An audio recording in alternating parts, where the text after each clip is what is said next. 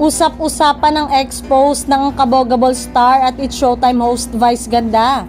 Mukhang may inaasar at pinatatama ng komedyante, TV host, matapos i-share ang isang meme ng dalawang creature na masasabing dalawang alien. Say ng isang unang alien, nanggigigil ako, pinagpapala na naman siya, kumilos tayo dali. Tugon naman ng pangalawang alien, dating gawi, nay, siraan natin siya, walang kakalma kahit Semana Santa. Nilagyan naman ito ng caption ni Vice Ganda na buwak buwak buwak buwak. Ang nabanggit na tao ay ginamit na rin niya noon sa tila pang-aalaska sa showbiz columnist na bumira sa kanya. Bagamat walang pinangalanan, tila gets naman ng netizen kung para kanino ang post na ito batay sa kanilang mga komento.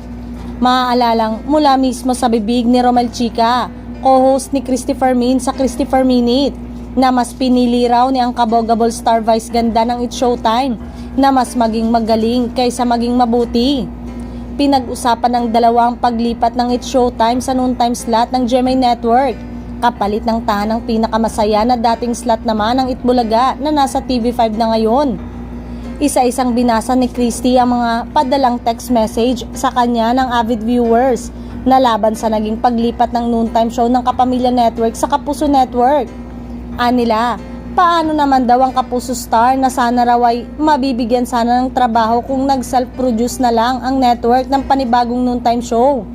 Nagbigay naman ng komento si Christy tungkol sa ugali raw ni Vice Ganda na tila masyado na raw nilamon ng kanyang tagumpay at kasikatan.